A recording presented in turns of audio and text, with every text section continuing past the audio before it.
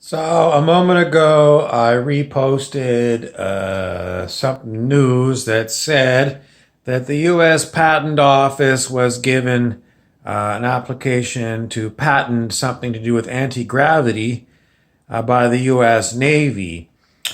In the past, the stories of the Patent Office are that they would refuse to patent things like anti gravity or perpetual motion machines because, according to ancient science, these things were impossible. I don't know if it's actually true that the Patent Office got this application for a patent by the US Navy or if it's just another meme that floats on by. But it seems to me that we are inundated with a lack, and the lack is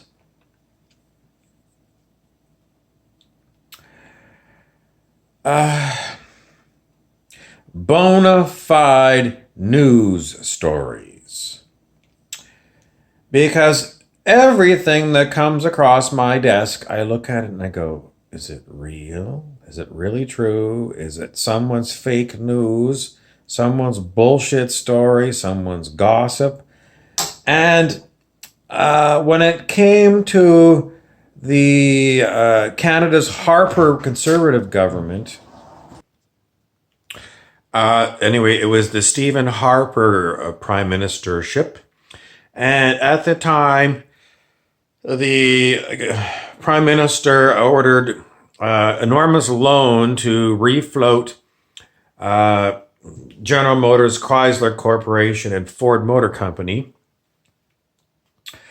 And it was much later, under the following prime minister, a liberal prime minister, the current prime minister Justin Trudeau, that I saw an article by the Canadian News that said that the Liberal finance minister, Bill Morneau, had written off billions in loans to General Motors.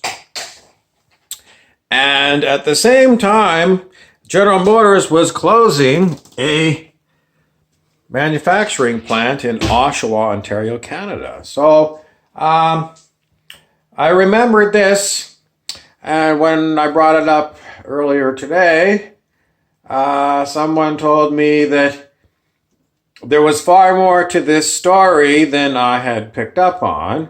Apparently, there had been some kind of share swap, and the government of Canada had shorted the shares of General Motors. And then on I looked, and lo and behold, there was more news on that. And at that point, I had to drop the subject.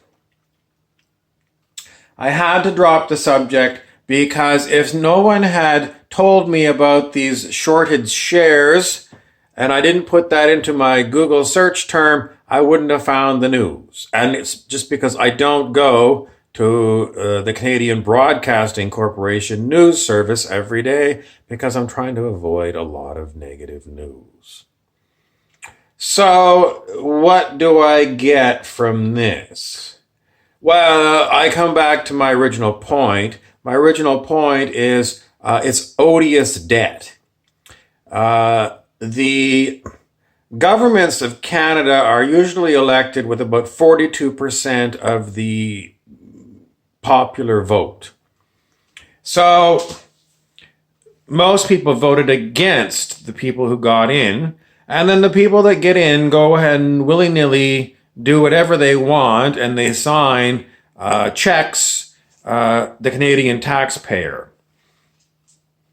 This system is highly prone to corruption, and it's very archaic. It's a very archaic way to run things. Now, sure, we need public infrastructure. You must have roads. You must have sewer and water. You need a lot of things to be provided in the commons. But there is an awful lot of stuff that gets built with incredibly inflated contracts, sweetheart deals, and enormous checks that get written to foreign countries to do whatever that Canadians never see, but, the politician of the day writes a check. It could be to McDonnell Douglas for fighter jets, or it could be to the government of Nigeria for God knows what. We never know. All we ever see is our taxes in Canada. Every time we get a paycheck, and then it says income tax and all these other payroll tax.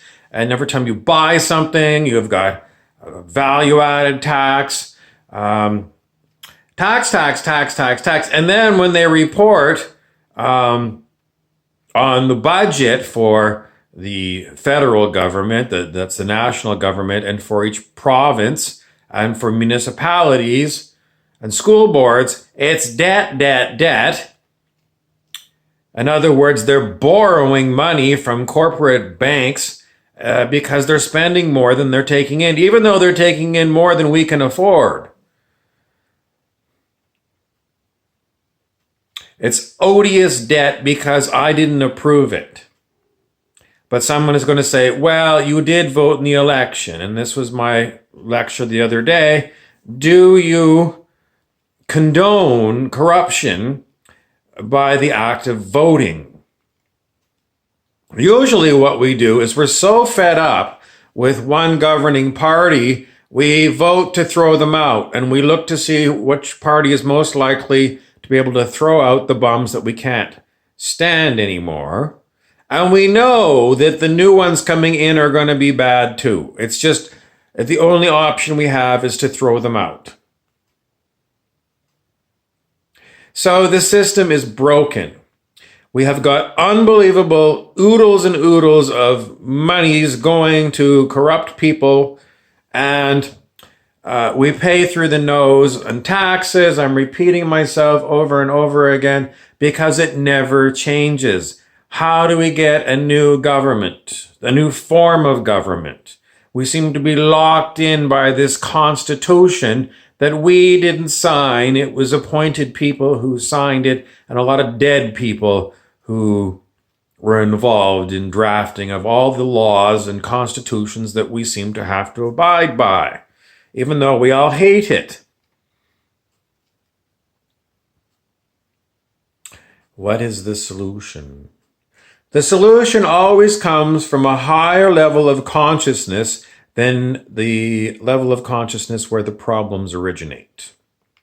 So, if we are to escape from the problematic society we live in, we all have got to raise our consciousnesses, which means, well, you have to study the scale of human consciousness, and you have to learn that even reason, which is reasonable people, don't calibrate high enough to solve the problems that other reasonable people looked at before. You've got to get way up into enlightened states of consciousness in order to be able to continually look down your nose at other people and say, you silly buggers, you're lost in low vibrations.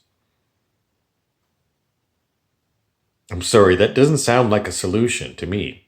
But the simple point of the matter is, I cannot cancel the Constitution of the United States, Canada, Great Britain, and Germany. I cannot do it. I cannot seem to do anything because I am here in a group consciousness on this so-called planet that some people say is flat as a plate, and other people say it's a globe, and people like me say, I think it's more like the holodeck on Star Trek. How are you going to prove it?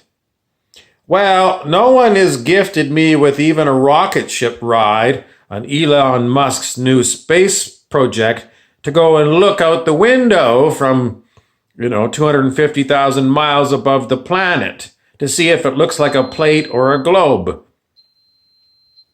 So how am I going to know? I've got to use secondhand information, and I hate using secondhand information because It's just always got problems. People lie. People lie. So, what is the conclusion of my talk? Once again, I've decided to ignore people talking about politics and political scandals, and every time I get prompted by my associates to get my nose involved with it, I end up going, why did we bother? There are a lot of intelligent people that do commentate on these political issues, but again, the problem is we can't come to a meeting of the minds. We need Mr. Spock to come in and do a giant mind meld on all the people on planet Earth so that we can be of one mind. And we don't want the lowest common denominator. In other words, we don't want to be any number of horrible politicians. We want to be enlightened. And we want all to be enlightened at the same time so that we can live in an enlightened society where love is the rule of the game and all the past, it's just for me. It's just for me. And I don't want to stick my fat neck out for you is a thing of the past. I'm Harry Weaver. Thank you for watching.